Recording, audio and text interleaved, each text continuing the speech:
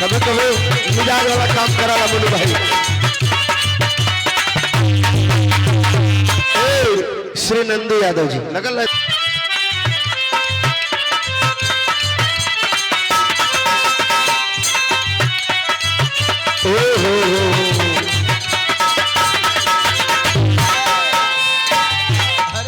कवि जी बड़ा कम उम्र के लड़की रहा ओकर शादी हो गई। ओकर शादी हो गई उम्र लगभग हमारे के मेल जोल में रहा। शादी हो गई ओकर पति परदेश चल गया। 2 साल लगा दे 2 साल के बाद जब आवत हो फोन कैलस खाली अपने पत्नी पर कलस के हे हम आवत ही कल तक हबड़ा गए फोनवा लगे कि गिर जाई हथवा से कल घरे में सबके बता गई ना ना ना ना खाली तू जाना इराज कुछ पौले रहा। अरे बाप बाप खुशी इतना हो गई लोग सुरहु सिंगार कई के पूरा गोड़ ओड़ रंग के एकदम नई नई साड़ी निकाल के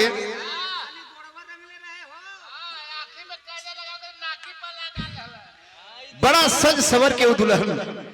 बैठल देवर देखलस कलरी बाप रे बापी बिजली कहाँ गिरी भैया तो ना हो लेकिन केकरे खातिर शौक सिंगार कैलू बतावत तू देर कहत हो नया नया बांधी हो नया लगौली खनारी हो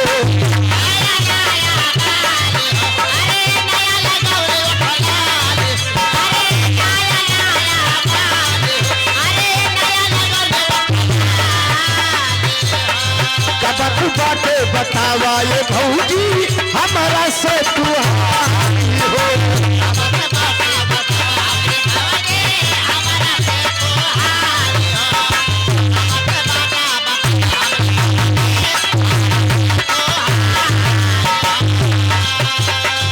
नया नया बाली हो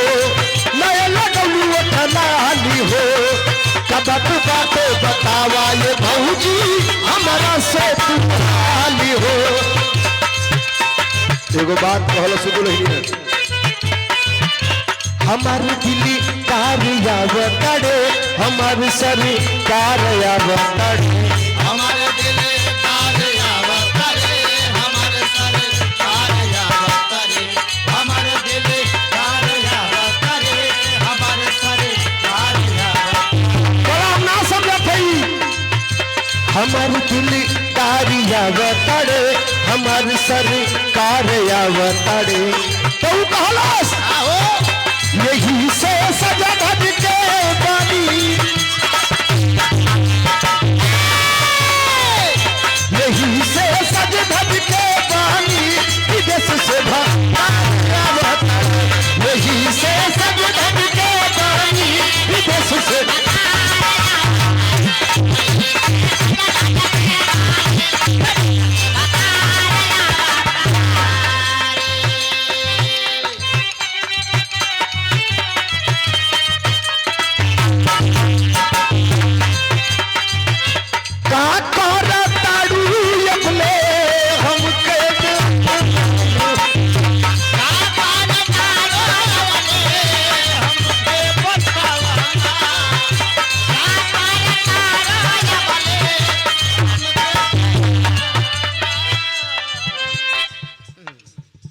और ख्याल इन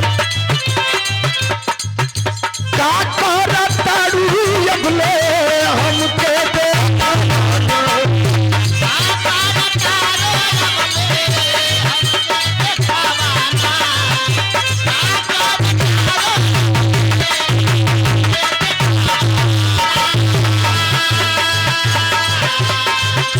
रूपवा सफर दातनी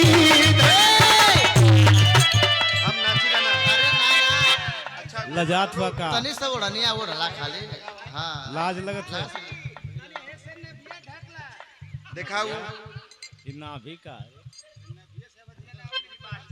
इतना घूंघट कर ले रहा ये मार साहब देखा उनके मनोज भैया इतना घूंघट कर ले लंबा पहले का घूंघट रहा आया अब तो का कहलस का करताड़ू अपने हमके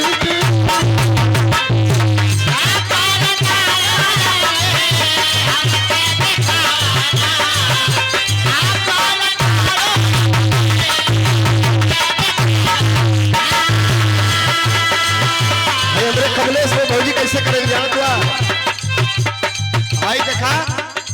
जौन बकायदे यहाँ कैली है मतलब भाइयों आइयो कुल यहाँ ले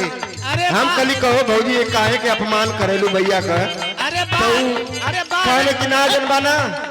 जितनी ऊ दलिया में घिवा डालन उतनी मुंह डाल ले का दिक्कत है। अरे वाह रे हमार चाची।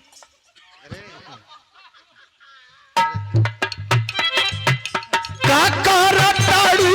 अपने हमके भगवाना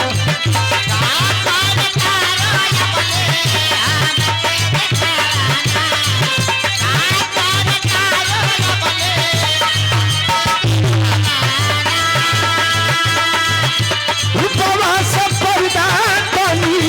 भनिया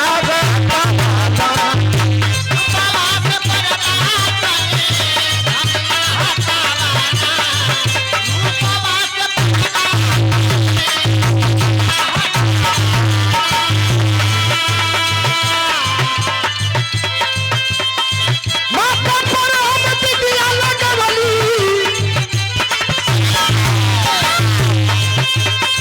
माता पर हम बिटिया लगवली लहली बाल सवारी बलम जी सरक जाता बलम जी सरक जाता बलम जी सरक जाता